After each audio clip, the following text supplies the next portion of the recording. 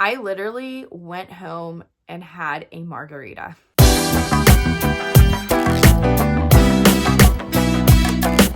I'm sure by now you have watched this video. It is when I accidentally became a long-term substitute teacher. So I'm going to talk to you about the first day I was in the position in my long-term. So I had a lovely class of 7th and 8th graders, and there was about 35 of them. And this is just one period. The other periods were actually okay, but I had one period where I had very interesting students. I had a student come in. He was like probably the first student that came into the room, and he saw me. He knew me from other classes, and he said, "I'm out," threw his backpack in my face and left. I was like, oh, I didn't know I was that bad. And then I had the other students started to come in. I had students throwing things, which is pretty normal, like erasers and pencils. And then I had students swearing, and they were calling each other racial slurs and things that's not even what I would like to say on a YouTube video.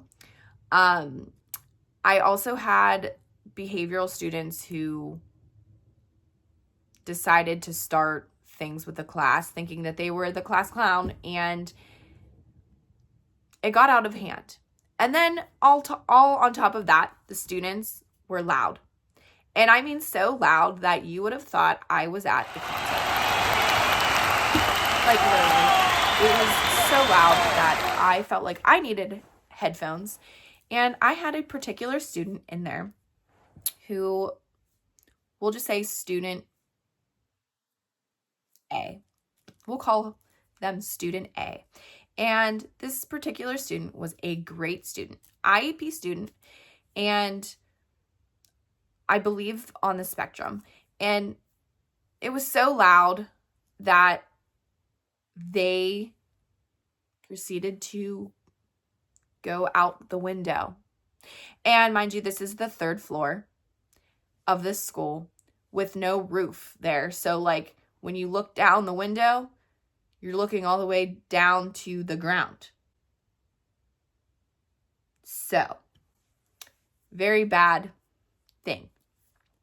And it was my first day without the teacher. And so I was very like happy go dandy, like this is going to be great. And I was like so excited to be there, and all of this happened, right? Like the backpack thrown in my face, the kids racial slurring and swearing and saying I can't even talk. Saying worse words than the F-bomb. The loud noises, I couldn't find anyone in the hallway to help. And then since the student was by the window, the telephone was all the way across the other part of the room. And I was like, well, this isn't going to help. So I had a student B who was very good with student A, and student B was really, really kind to try to get student A off of the window. And I mean, their foot and their arm was out the window. Not a good situation. And I had to have student B go to the phone and call the office. So I got help that day.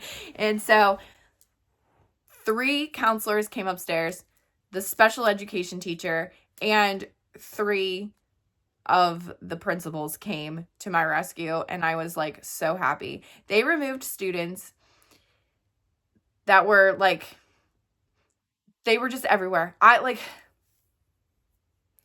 My head's spinning just thinking about it. It's like one of those PTSD moments where it's just like, OMG, what was that? So I wanted to bring that up because I feel like there are a lot of things that I can teach you and what I learned. So the very first thing that I did that I should have done in the beginning was set expectations. This is when I was like first starting out substitute teaching, and I happened to get a long-term sub position. So I wasn't really set in stone on like what to do yet, you know. I had no class management skills. So the first thing that I should have done was set expectations and let them know what I was expecting of them. And because I didn't do that, I was a doormat. The students were rude to me. They were loud. I couldn't get them to stop talking. In general, I was like, I don't know what to do. That was a huge mess. 2, I feel like I should have done something different. Well, actually, 2, I should have asked the teacher before she left if there were any students that I need to make sure of their safety, or the ones on an IEP. Is there something I should know? Because I feel like that's really important to know. And I wasn't given anything to look out for. Even when I was subbing in her room, like the days when I observed her to when I was like, I never noticed anything. Like, I knew that some of the students had IEPs, but I guess because she was the teacher and she had set those expectations that like they knew what to do in her class. So I think for me, they were like pressing buttons. So that was not very fun. I'm happy that my reaction to when the student was climbing out of the window, whatever, I had a calm demeanor about that. I was freaking out inside, but I was like, hey, it's okay. We're going to be okay. I want you to step down. I want you to be safe. And, you know, so I was talking to her that way. And I think that was my paraprofessional experience. Not that I had that before. I had no experience of someone trying to do that. But I think that that was just my paraprofessional experience coming out that way. But having a student there who was very caring also helped, because I was able to have her call the office. So if you're ever in that situation and you see another student trying to help you, have them call, have them go to the office, go get a different teacher, whatever. Because in that moment, if I went to turn the back, I don't even know what would have happened to that student. It was scary. So needless to say, I went home and I had a margarita. Actually, before I went home, I texted my husband, who was in the military and home before I was. I texted him and I said, you need to make me the biggest margarita ever. And he was like, sure.